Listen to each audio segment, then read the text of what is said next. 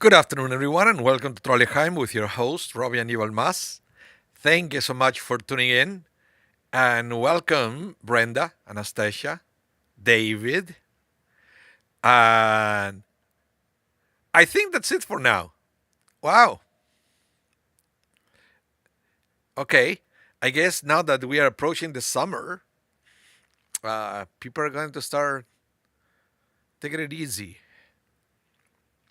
I don't know how many people in Winnipeg they went to the lake on the weekend already. They were probably disappointed because the temperature was lousy. But anyway. So welcome everyone. Coffee is back. So if you need to excuse yourself for a minute, go for a cup of coffee. That's fine. I won't get offended. If you leave the computer for a minute to go for coffee. So I hope you can hear me well. I think everything is working fine on my end as well. Welcome, Jerome. Welcome to the class. I hope the email went well. Did you were you able to send it, Jerome? Let me know. Otherwise, we'll find another solution. Yes, it's too sad about the news. It is like we can have a break from that. We can have a break, and then you will see that mental health and guns don't blend well. We are learning that the wrong way. So yeah, it's way too sad. Way too sad. Uh, yeah. But today we are going to study Torah to uplift our spirits and to fight darkness with light. That's the whole idea, right? We fight lightness with dark. We find dark with light, darkness with light. That's why we study Torah, which, by the way, is a mitzvah to study Torah every day.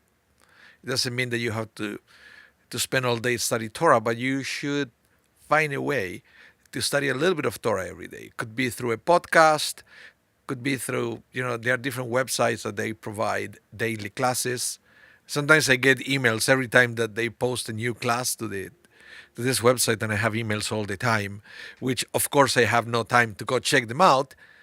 But I'm so happy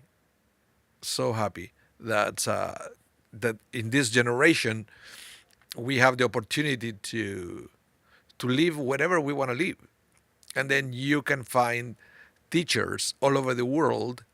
So I don't know if you ever stop and realize that how blessed we are in this generation that we have that opportunity, right?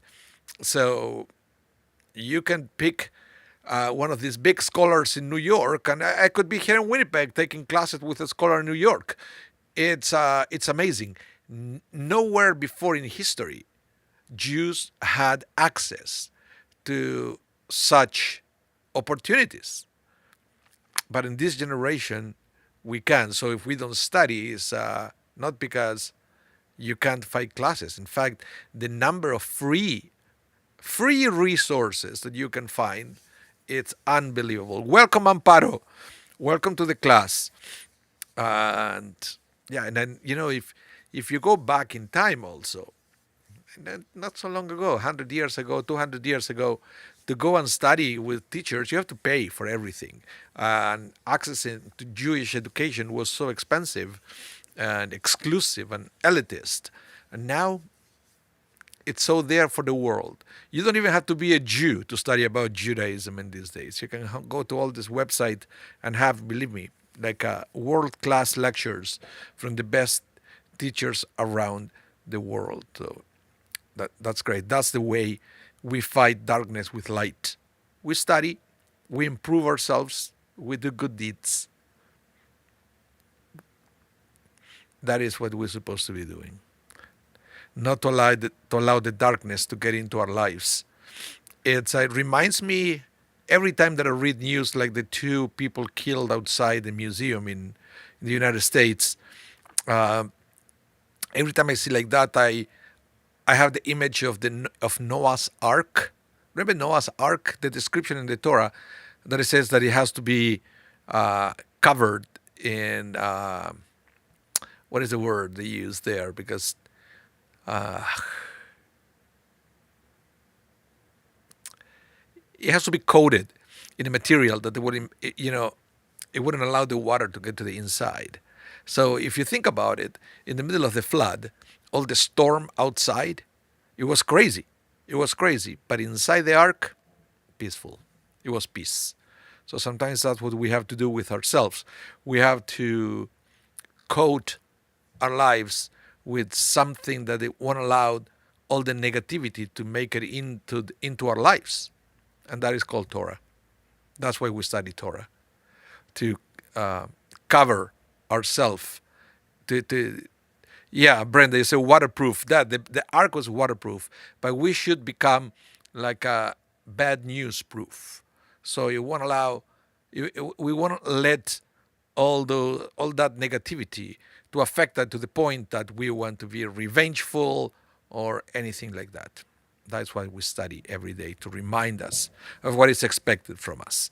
Okay, so we are going to study today a little bit, because it's a very long parsha. It's Behar and Bechukotai, two different parshiot together this week, and it's the end of the book of Leviticus, which I was thinking, by the way, before the class, how we call the book Leviticus in Hebrew is Vayikra, but still doesn't say much of what we get from the book. Leviticus, it seems that you're going to get all this specific instruction for the Levites and the priests, which we do. We do have in the book of Leviticus, don't get me wrong.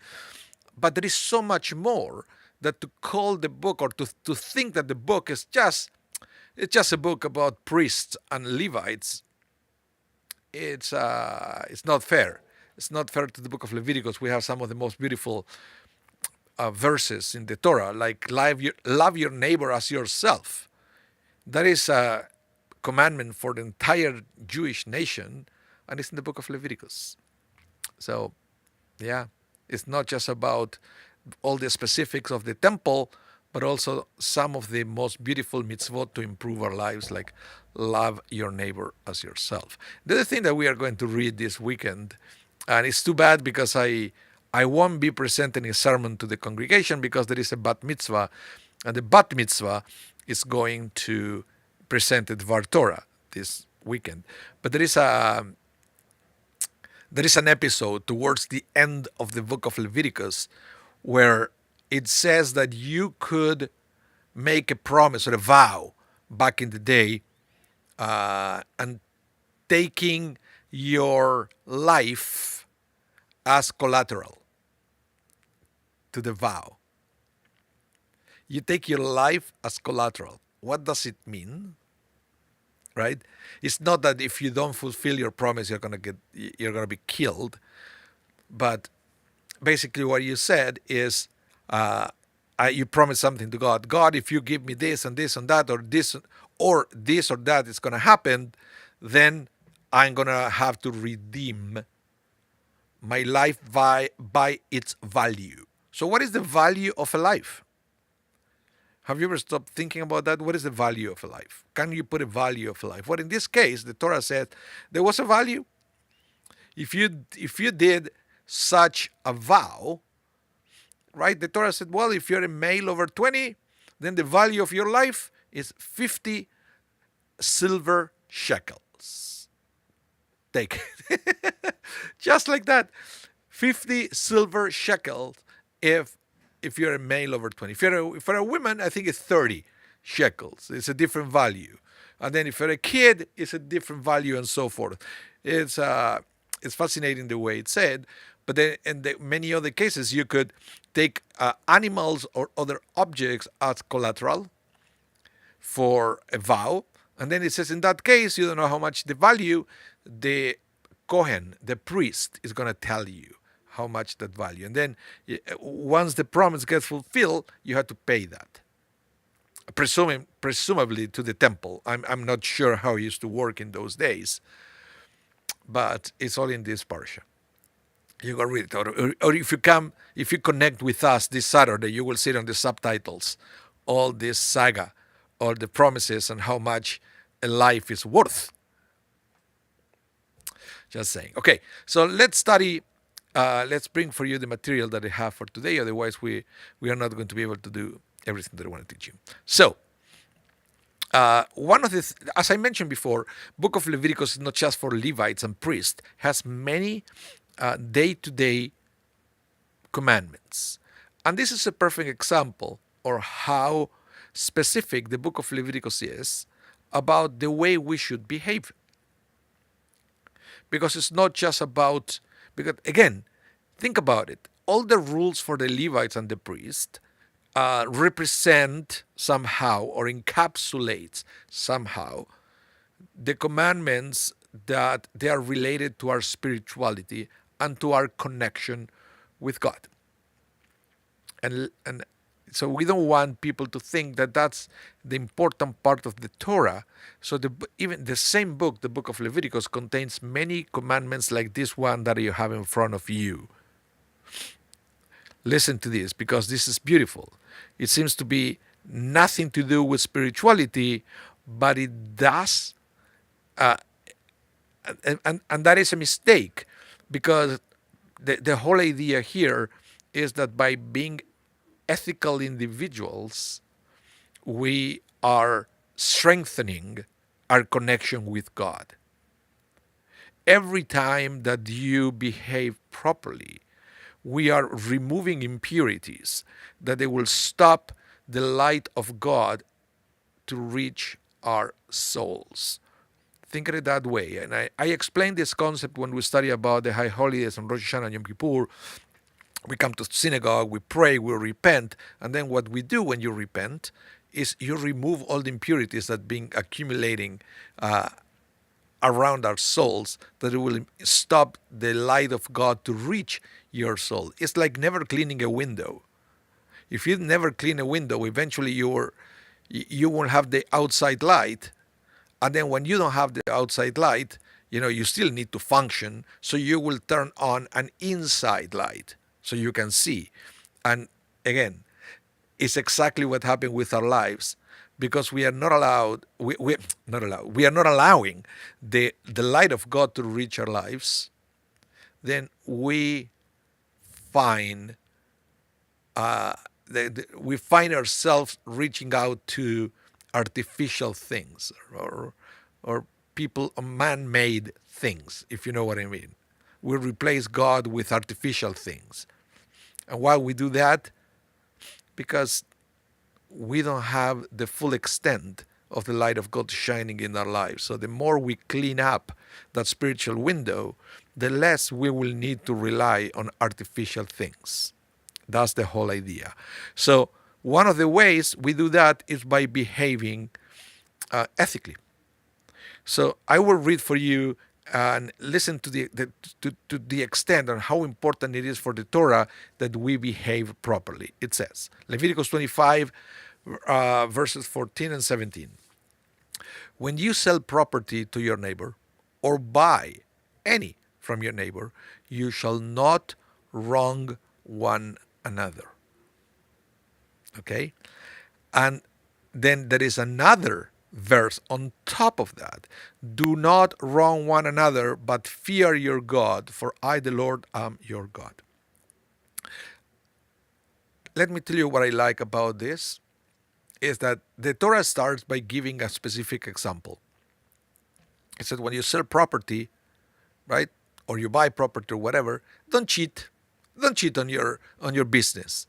And in this case, and I don't want to go to all those details, but it's very common in the Torah to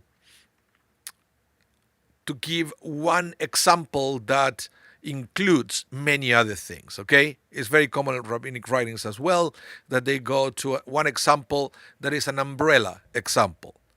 Is instead of going to the detail, they present something that is bigger, so that everything inferior will be included in that statement. So it's not just about property, it's about any other kind of transaction as well. You shall not wrong one another. But then, the Torah says, do not wrong one another, but fear your God. Why is that necessary? And this is because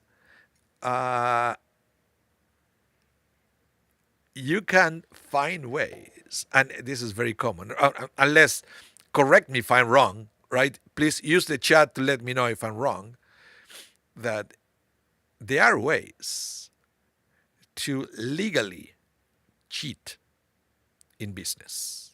Am I right? There are ways of legally cheat in business, right? That you know that is a trick, is a loophole. So if you become familiar with all these loopholes, well, technically it's legal what you're doing, even though you know that is wrong. It happens all the time, and we read it in the news all the time. Happen with corporations, for example, the way they avoid taxes and other things, which is perfectly legal, but you know that is wrong. So that's why after the Torah will give all these details on how you should not cheat on this and you should not cheat on that and you should be honest on this, you should be honest on that. Yes, Miss Janet, you said IRS loopholes. There are many things. There are many things. Because that's why after all the specifics, all the specific examples, the Torah will wrap it up by saying, do not wrong one another, even if I didn't mention the specific. Don't do it. But fear your God. Every time that the Torah will say, but, fear your God, it means, well, I know that nobody's watching you.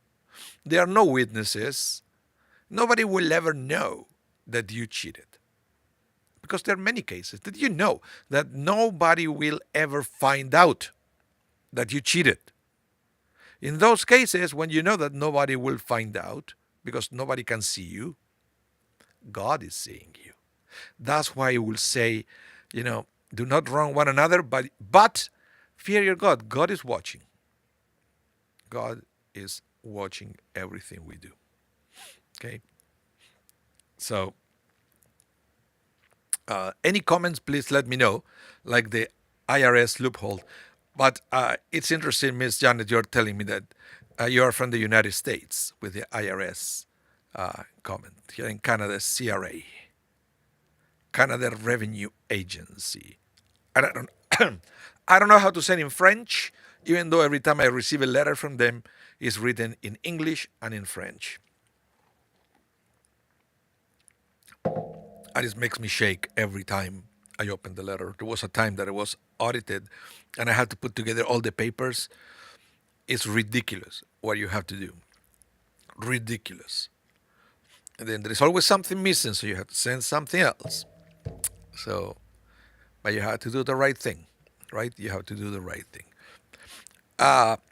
Any comments, please let me know in the chat. Otherwise, I will continue with the next topic. And again, look at the content of these verses, right? Nothing to do with the temple. Nothing to do with coming to synagogue and praying to God. And yet, fulfilling these commandments, it is a spiritual matter as well. It is. Because not being nice to each other in business is a way to desecrate the name of God. Brenda, you said there are many examples that I could address, but probably wouldn't be very popular. Yeah, I hear you. Okay, so let's continue. And listen to this, what Rashi says here, because Rashi now is going to open another door, or let me say it in a different way. Rashi is going to add more layers to just buying and selling real estate. Listen to this. Rashi says, the first verse refers to financial fraud. The second verse forbids verbal fraud, speaking hurtful words or giving bad advice. That is why the second verse add, but you shall fear your God, lest a person say, who will know that my intention was to do him evil? And it's true, because when you buy or sell a property, there is a paper trail and you have lawyers involved and other things. So it's more difficult to cheat. But there are many other situations in life where it's also cheating, even if we don't realize that. And I'm going to talk to you a little bit about that in a minute. Situations where we don't realize that is cheating at the same level of tricking somebody into buying or selling real estate. Just wait a minute. I'm going to tell you this. It's very interesting. And this is kind of things that sometimes I feel is important to even talk to our kids about it when they go to school so they can learn it early on. You will see what I'm talking about. But so listen what Rashi is saying here. Rashi said, first you have financial fraud. Everybody knows is bad. Everybody knows this is bad. But then he said, there is another thing that is verbal fraud. Verbal fraud is at the same level of financial fraud. And this could be many different kind of tricks that we play to each other by the words we use. Okay?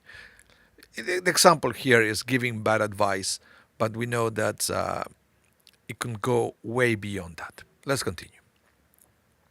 Now, the Rambam will say the following. Listen to this. And similarly, lies, tricks, subterfuges, cheatings, or circumventions are forbidden. They say it is forbidden to deceive anyone, and even more so when it can lead to the desecration of God's name. For that is a great sin and imbues in a person bad traits. And all these wicked actions God explained that he will be disgusted with them and with those who perform them, as it says. For anyone who does these is an abomination of God. Let me go to the list that the Rambam is listing here. He says, lies, tricks, subterfuges and cheatings, circumventions are all forbidden and are all part of the same category. Now let me ask you something. Have you ever cheated at school? Have you ever cheated at school? Right? That there are different ways of doing it. Different ways. And we all know it's bad. But sometimes it's difficult to explain why is cheating at school bad. But if I tell you that cheating is a form of stealing, right? Because if I said stealing is bad, something is yours, right? Something is yours, I take it, that's bad, stealing. But cheating enters or falls into the same category, is stealing. Let me tell you this way. Sometimes you can see that, for example, in elementary school. Once you start going into high school and university, then you have to start understanding that all your marks all that you get at school could be potentially used in the future when you apply for a job. They have different candidates, they are very similar, so they will look at your qualifications or qualifications at school, your marks. If you cheated during your career and you get that job, you just stole it from somebody who didn't cheat. So cheating is a form of stealing. You can see this more clearly when you see, for example, professional athletes. And there are many cases of very famous athletes, Olympians, cyclists, weightlifters, baseball players, that they cheated during their career. They became, the top of the athletes of their time. And you know what happened when you get to the top? You get the contracts. You get the sponsors. You may even get, you know, get to be a feature in a Hollywood movie, or who knows, because you're at the top. But if you cheated your way to the top, you just stole it from the one who didn't get the sponsorship or the contracts because the person didn't cheat and you did. So that's why if we start looking at cheating from that point of view, then it changes completely. It changes completely if you understand that cheating is stealing. And I believe that, that's the way I talk to my son, and I believe that's the way we have to explain to the kids because they cannot see what's so wrong about cheating, right? Everybody does it. No. Although somebody may argue that if everybody does it, it's not cheating anymore. It becomes the norm. But that will be a different kind of discussion because it's never true that everybody does it. It's never everybody does it, unless that things have changed in this generation. Miss Janet, you said yes. I seen people. I like this. I will feature it. Said people cheat on their resumes. When they got a job, I had to train them because they cheated their way. But yet, you see, sometimes what I would think is, what if you didn't hire somebody, right, who maybe didn't lie on the resume, and it will be way easier to train because they have the capacities, right? That and this other person lied, and I don't know. I always think about that, and then you understand how cheating is stealing. So you get somebody who got a job by stealing it from somebody else. You will see with the same thing, like a runner that gets the gold medal by using steroids. It just stole it from whoever ended second. Is stealing. Cheating is stealing. Any other comments before we continue with this? Meanwhile, my coffee is waiting.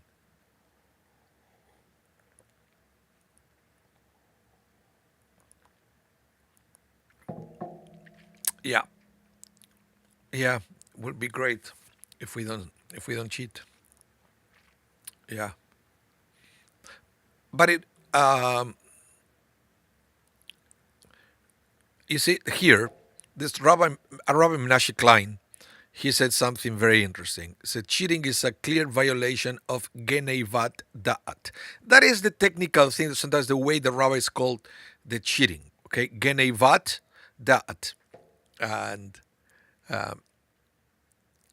you may be familiar with the word Ganev, thief. The Ganev. In modern Hebrew, it's Ganav. The Ganav is a thief. Da'at is understanding or impression. So Geneivat Da'at is stealing, is talking about the kind of theft of thought, of what other people think, but it's a form of stealing. So cheating is a clear violation of Geneivat Da'at, both against a professor and against future employers who take grades to be a measurement of competence. So this is something that is being understood by rabbis and scholars, but I don't think we talk enough about this. Yeah. Brenda, you said, I remember how frustrating it was when other students will ask to copy my homework. I hear you. I used to actually, I was always very open about sharing everything that I do. I do it even today. I will give you an example where many years ago, I can't even remember when, Hazan Leslie and I, we did a duet of Elecha Dodi that the video ended up on our YouTube channel, okay? And there was a cantor from another synagogue in the United States, totally random,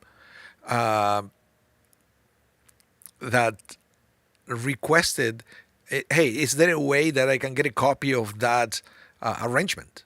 And I believe within 45 seconds, I had it in my hard drive and I sent it to her. But I was always like that. With the homework was the same. I used to be very, I wouldn't say organized, but I was very like every time that I would take notes or do homework, I was very, very good at designing the page, at using different colors, and all that. And I remember uh, my classmates always asking my work to copy it. And then once I was in high school, they used to take photocopies there. I remember they used to pay. There was a room there. You paid, you will get the photocopies. But I never care. I never care for them to do that. I don't know. Maybe I should. But it was clear that they never study, and I guess they finished the high school by never studying certain things because they were taking it from there. And so they can copy the homework, fail the test. Yeah, I don't know. Sometimes there were things that they were not so important for the test anyway, but there was it was a way of cheating because the professor will ask, the teacher will ask, so did you do that? Yes, of course I did. They didn't. They copied from me. Anyway, but you should know, always remember, and you can share it with other people, cheating is stealing. Okay? So let me expand a little bit more about that. Brenda, you said you did the work and they got the credit sometimes, but I never care about that. You will see I do lots of things here to Sharizedek. I never put my name at the end. So everybody will know that it was me, the one doing it. I'm not like that. I just don't do it like that. Anyway, I do a lot of things. Like the Sidur, the Haggadah, and things. I put it together and it's for everybody to enjoy. Okay, Genevadat. More about this. The literal meaning of Genevadat is in Hebrew theft of one's mind, thoughts, wisdom of or knowledge. So this also enters into the category of copyright, right? Like when you use somebody else's work, it's also Genevadat. Is also the same form of cheating.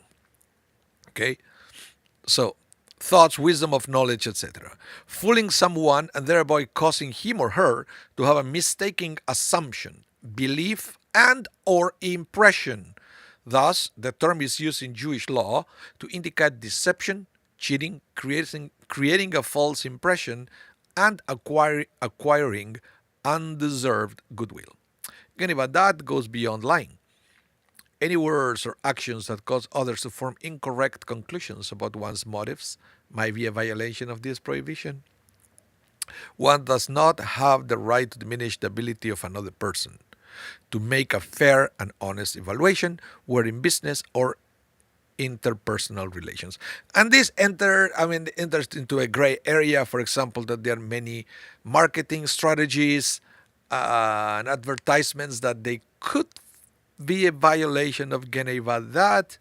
But you see, in the modern world, it's getting more and more complicated, right? And yeah, Brenda, you said, by the way, the new video of Dor Hadash. Oh, that it was not Dor Hadash. That was not Dor Hadash. And let me tell you the story. Yes, that is my son and his friend Mason. And there was another kid. His name is Adam. He couldn't come. His sister was sick for the day of the concert. Adam played the piano, so I had to go and play for them. I did the best I could.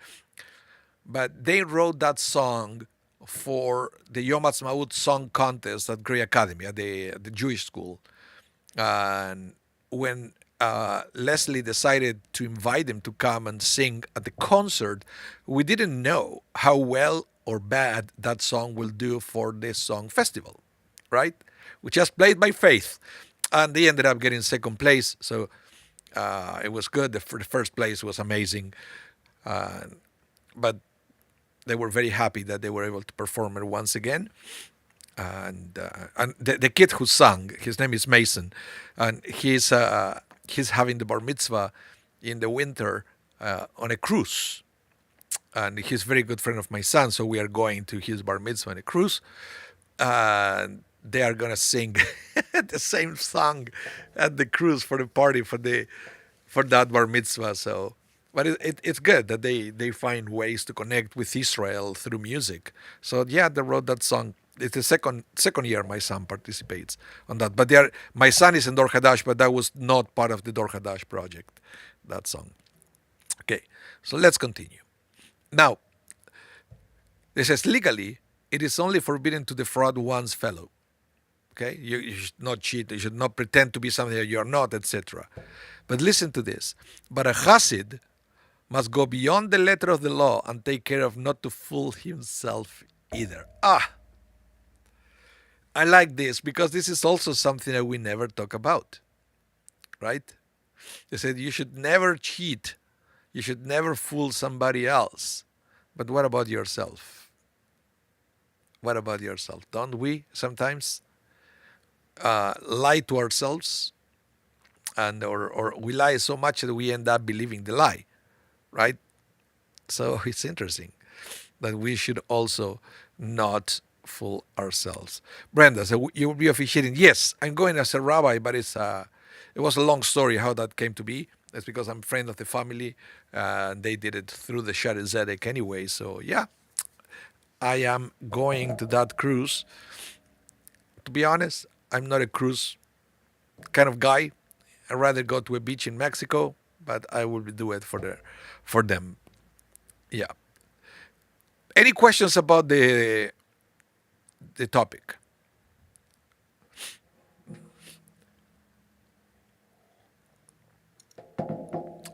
So for those of you who don't know what Brenda is talking about, the song is called Land of Light, Land of Light, and it's on our YouTube channel. So you can search it there. You will see Mason singing. My son was playing some kind of African drums. It's a beautiful song. I was playing the piano. Okay, so let's continue. Now, listen to this. How can you know something is wrong and yet do it anyway? Isn't that an interesting question? How can you know something is wrong and yet do it anyway? Oh, Brenda, you see, Shtisel. Yes, I saw Shtisel. I know how they were, ultra orthodox people, and they still do some shady thing. Absolutely, absolutely, shady things happens with religious and non-religious people. So this question is even more important. How can you know? How can you know something is wrong and yet do it anyway? Especially if you are religious. Plato thought it was impossible, but Aristotle thought otherwise. He called it akrasia, weakness of will. So in other words, you know that it's wrong, right? But you know, you're weak. You're weak, so you cannot control yourself. So nevertheless, you do it, even though inside, deep inside, you know that is wrong.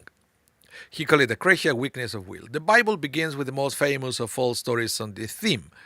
Adam and Eve knew the fruit was forbidden, yet they went ahead and ate it anyway. Well, I can argue a little bit of that because the the snake tricked them, right, into understanding the prohibition from God. Look, it's not that it really forbidden. You're not understanding properly what God say.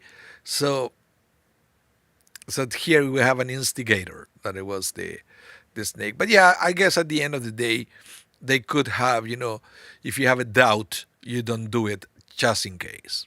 So they went and did it anyway. The reaction when they heard God approaching was to hide, forgetting, as we still do, we also forget that when it comes to bad behavior, you can't hide forever. Sooner or later, you will be found out. That's how paradise was lost. People, sometimes very intelligent people, can throw away their whole lives, their careers, their reputation, their future happiness because they can't resist temptation, because they think they can hide. They can cover up what they've done. They start by deceiving others, but they end by deceiving themselves. You see, it's the same thing. Sometimes you lie so much that at the end you start believing your own lies, which is why morality matters and why we should always heed the inner voice we call conscience. It's there to guide us from principle to practice.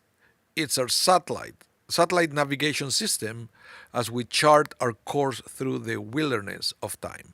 Being honest to others is the best way of being honest to ourselves. And this is of course, the words of the famous Rabbi Jonathan Sachs. And that's why, by the way, when I teach, I always mention who the author was. Because if I would present this, pretending that this is I'm so smart that I came out with this, that will be also a violation of Geneivat Da'at, pretending that I'm something that I'm not. These are clearly the words of Rabbi Jonathan Sachs. And that's why, again, you will see every time I present a paragraph to you, I always write there where I took it from, who wrote it, uh, who wrote it for you. Yeah, it is very important to do that. Okay, so it is a struggle sometimes, but that is something that it takes practice, and many rabbis will say that that's one of the reasons for the mitzvot, for the commandments, is to strengthen ourselves in all these areas. So when you eat kosher or you put on tefillin, you say, what does it have to do with moral? Well, kashrut, for example, the fact that you stop eating if some things and you eat others, even though you want to eat that. Because nowhere in the Torah says that eating pork is not delicious, right? I became kosher when I was 24, and I can tell you, pork and shellfish were delicious. That's not the problem. That is, it's not that we have to avoid them because their flavor is lousy. It's just a way, that's the way I understanding, to develop self-discipline. I still want, sometimes to eat the other thing, but I don't. I control myself. Because I said, no, I made a decision. I keep kosher, so there are certain things that, even though I know they're delicious, I don't eat them. So when you struggle with those decisions, it's exactly the same way you feel when you struggle with other decisions of things that you know that you should not do before you do it. So kashrut is a way of reminding us that there are certain things that they are proper, they are fit, and there are some things that they are not. And we go for the things that they are fit, and we avoid at all cost things that they are not. Same thing happens when we put on tefillin every morning. Is a reminder, because the tefillin, the boxes that we put inside, contains Torah, and we strategically place the tefillin on our arm, which symbolizes the action, pointing to our hearts, symbolizing the feelings, and in our head, symbolizing the thought. So we do it every morning to remember that our action, our feelings, and our thoughts should be imbued by the words of Torah. Even when sometimes we are going to struggle, because sometimes the feeling are going to tell us something that it goes against the Torah. So it's a reminder that in that case, you should not allow the thoughts and your action to do what is forbidden. Sometimes comes the other way around. Your thoughts will tell you something that is against Torah. So don't let your thought to affect your feeling and your action. And also don't let bad actions affect your thoughts and your feelings. So this is an exercise every morning. The more we understand this, or all the reason why we do the commandments, the better, because we can see how the beauty and the wisdom of the commandments can help us navigate life in amazing ways. So, Jerome, you say, same for fasting, control over the body to follow the commandment. Yeah, luckily we don't have too many fasts in the year in Judaism. But yes, fasting goes to the same place, to avoid doing something. And I think it's, at the end of the day, is to learn first to recognize the feeling. Think of it this way. Next time you fast, or you have to go through these dietary choices, not only Judaism, think about if you are on a diet, maybe, because your doctor put you in a diet, right? Learn to recognize the feeling when you want something that you know you shouldn't. You shouldn't eat, you shouldn't do, etc. You will see that the feeling you have when you want to eat something that is forbidden, or the feeling you have when you want to do something that is forbidden, are the same. What you feel inside is the same. So when you learn to deal with one, chances are that skill is transferable to other situations where when you're in a position that you may do something that is not good. That is one of the things that we learn by paying attention of Jewish wisdom. Let's continue. Now, let's go to another verse from this parsha.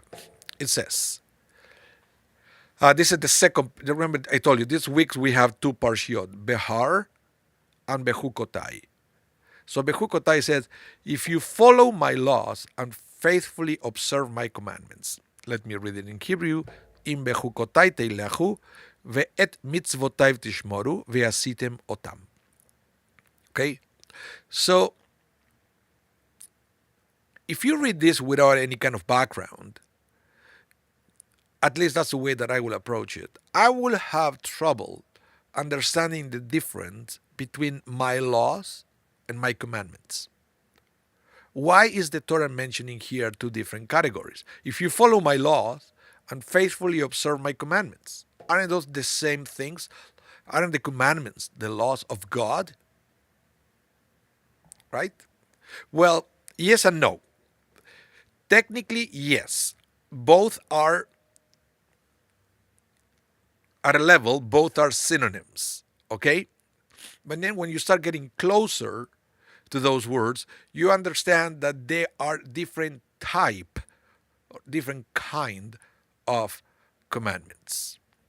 Commandments in Judaism comes into different categories. And I think sometimes it's important to understand that we have different categories of commandments. And for example, the most important two are the Hukim and the Mishpatim. Okay, two different. Again, both are equally important. Both fall under the how you could say the main category of mitzvot, of commandments. So you have mitzvot, that's a category, and then two subgroups within mitzvot, Hukim and Mishpatim. But they are both one and the same. The way or the why we have two different words is for us to better understand the essence of those commandments, not because one is more important than the other. And please, I want you to understand this, okay? It doesn't mean that one is more important than the other. Hukim are those laws in the Torah we seemingly do not know the reason for. So the ones we don't understand.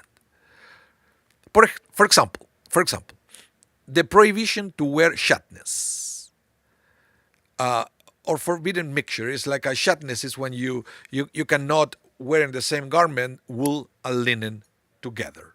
Okay? Go ahead and tell me what's the reason for that. There is no reason. It's like it's in the Torah. So you should not wear in the same garment wool and linen together. Okay? Or for example, the prohibition of eating pork. The Torah doesn't give a reason for why we should avoid pork. Some people say, well, the pork is dirty, right? It has so many illnesses. Oh, really? And the chicken is so healthy.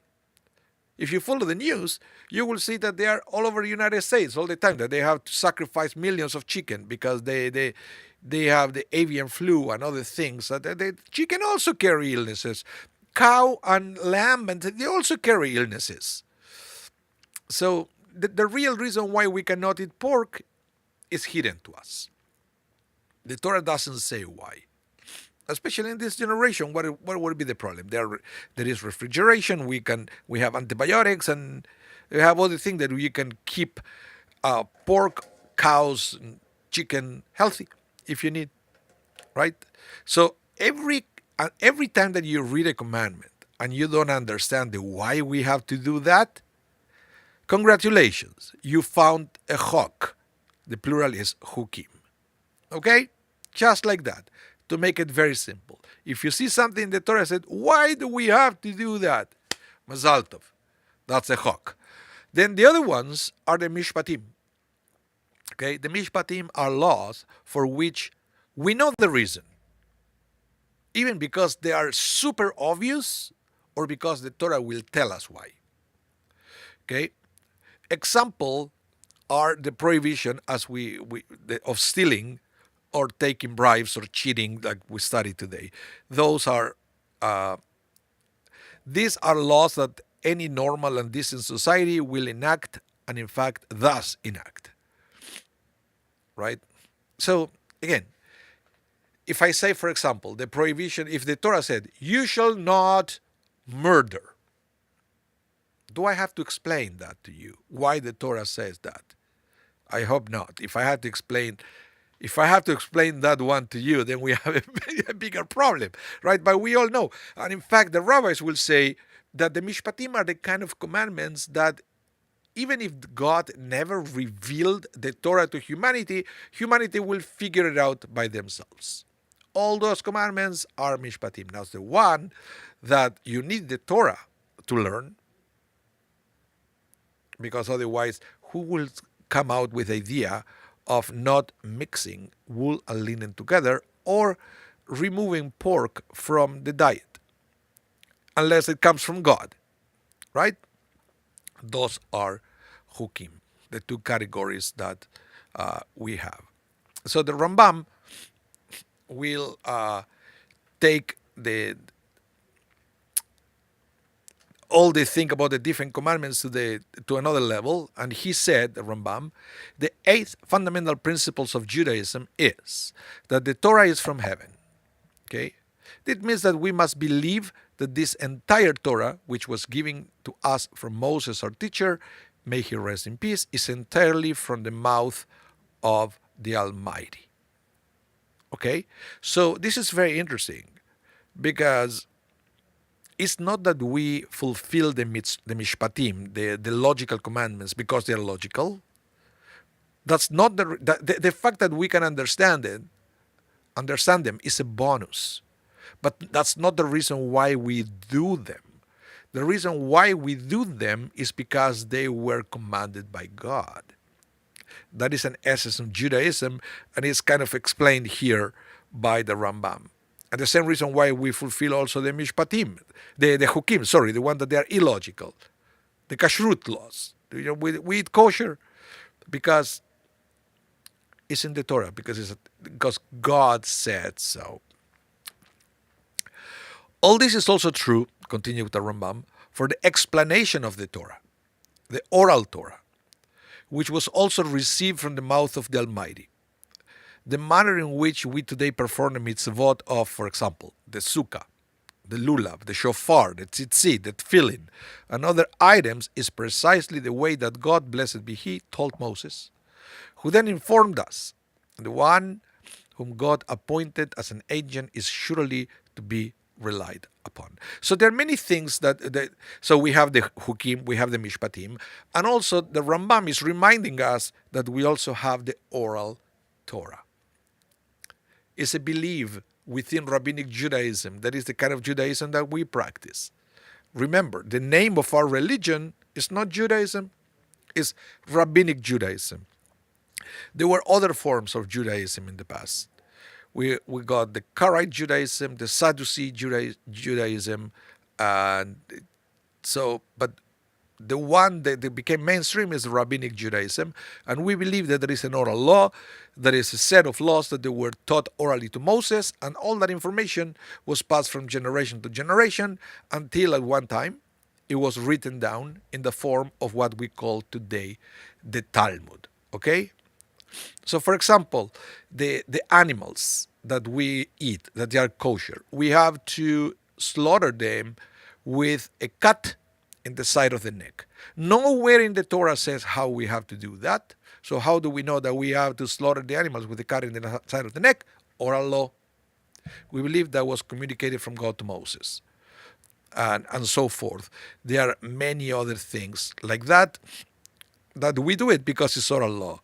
But it's also, the rabbis explain that the concept of the oral law is hinted in this week's parsha.